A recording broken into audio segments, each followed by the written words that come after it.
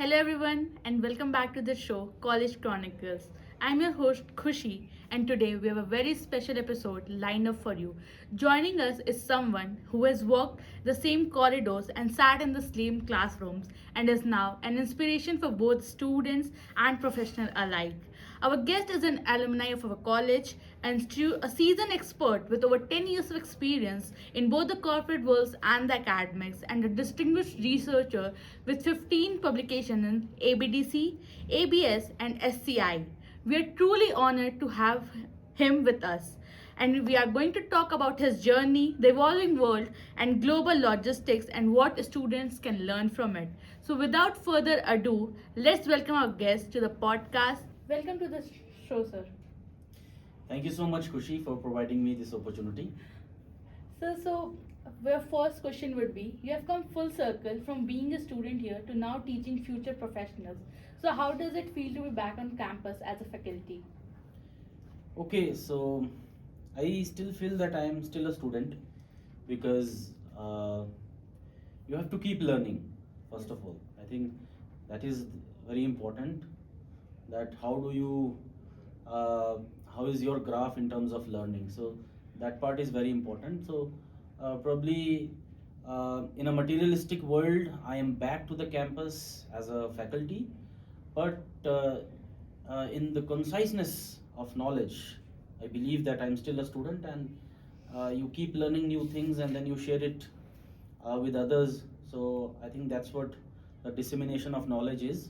Yes. All in all, back to your question, that I am back to the campus as a faculty, as a teacher, to the very same campus where I did my post graduation 10 years ago. So it really feels very good. I feel very positive, and I have this sense of belongingness to this campus where I studied, where I spent 2 very precious years, and those were the years that probably has decided the rest of my life as a professional, because in my batch I got placed in the third semester. I joined the industry in the fourth semester. I worked with the very same company from which I got from the campus for the next 7 years, and I did my doctorate, and now I'm back to the campus with the industry knowledge, and I am sharing the same with my students. So I really feel very positive, and when I share my experience with the students, I believe that it's not teaching, it's just a sharing of knowledge. So whatever I have gained, I feel really very happy to share it with the students. And many a times I feel that it is not the students who are listening to me, it is just uh, a Vishal 10 years ago who was there in the classes. So that Vishal is listening to the Vishal who is there today. So I look at it like this. So all in all, it's very positive. Yes. So moving on to the next question. So you have like spent over a decade in both corporate and academics. So how has this transition shaped your professional perspective? Okay, so anything you aim to accomplish in life, whether you want to be a good human, you aspire to become an IAS, you aspire to become a doctor, a professor, or general manager in a company, uh, you you strategize it. How do you have to achieve? In my case, the situation is similar. I joined the industry.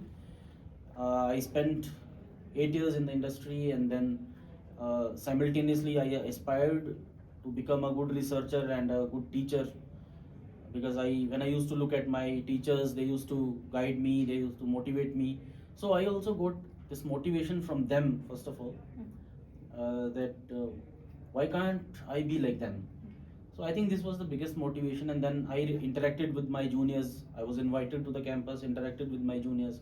So then I realized that I have the potential to, motivate someone, and I am sharing my journey. They are listening to me. Yes. So this was something which really fueled the passion, the motivation in me to become a teacher. And this transition has so far been very, very positive in my life.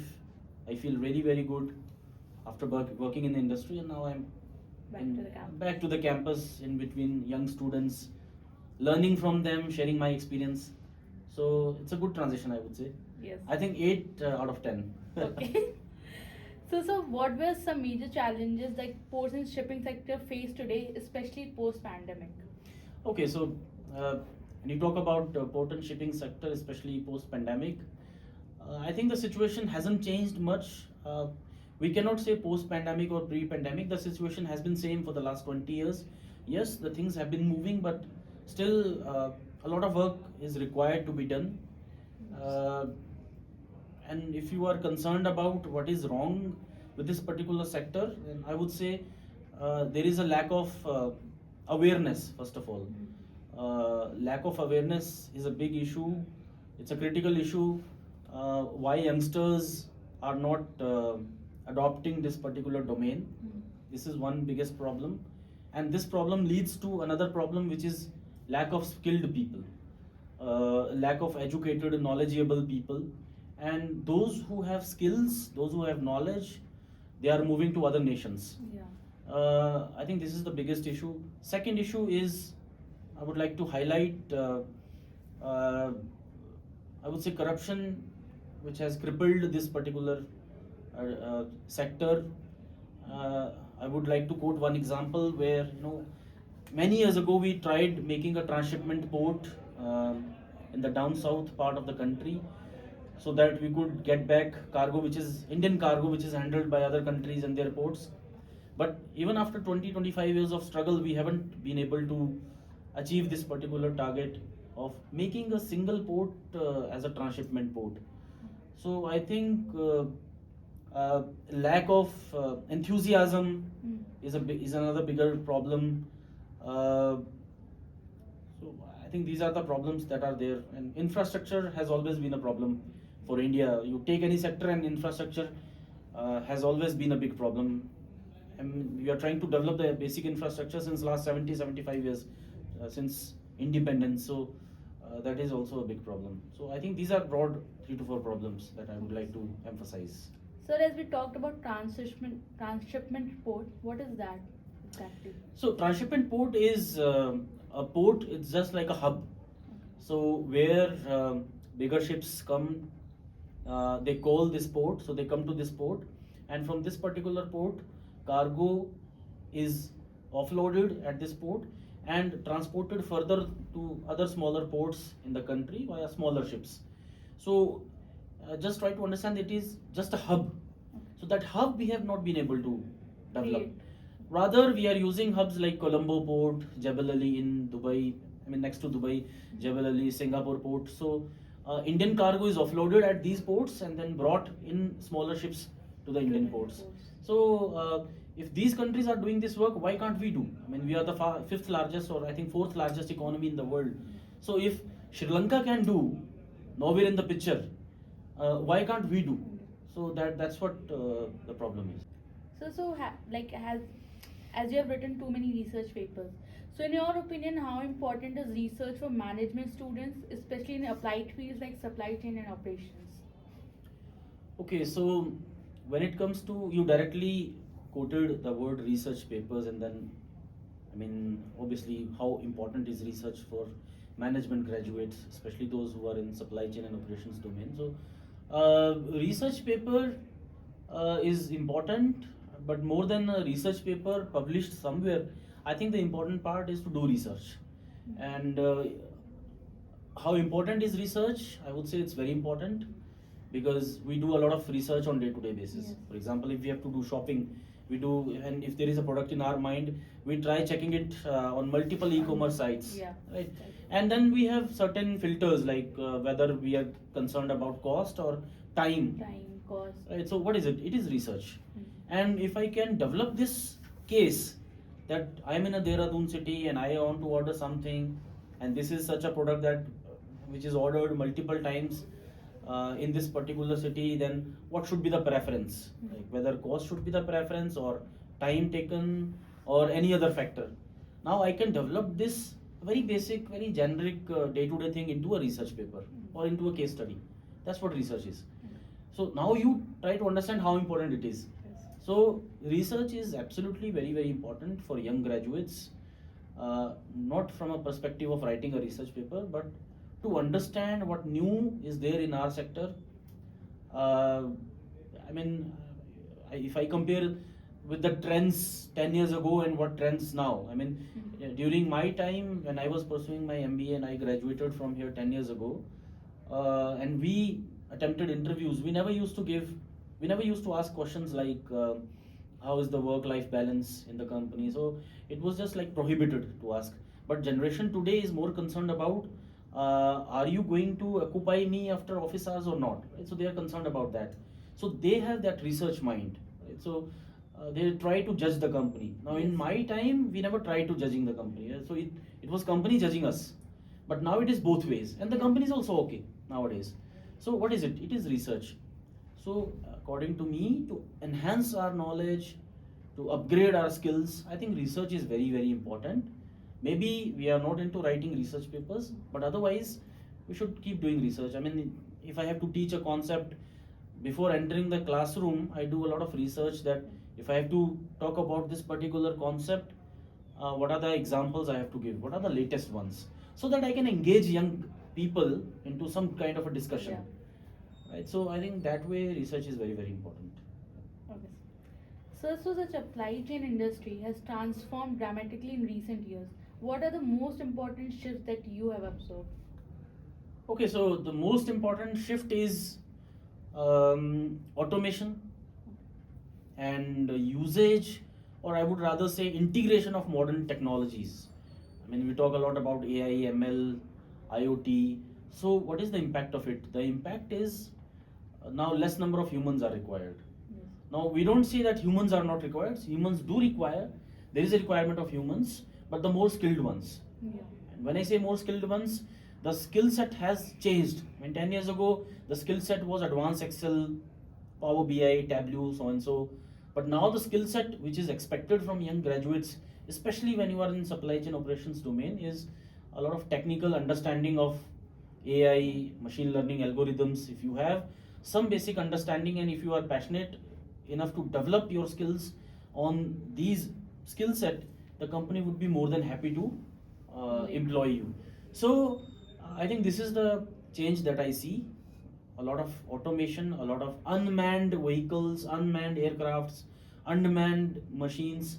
I think these are more required, but of course we need people to operate them. So I won't say that humans are not required. Humans are required, but lesser number of humans now. So challenge for the coming generation to cope up with such a change. Sir, so can you share a memorable moment with the students that made you especially proud as a teacher? Okay, my tenure in the academics is very less, so I may not have very,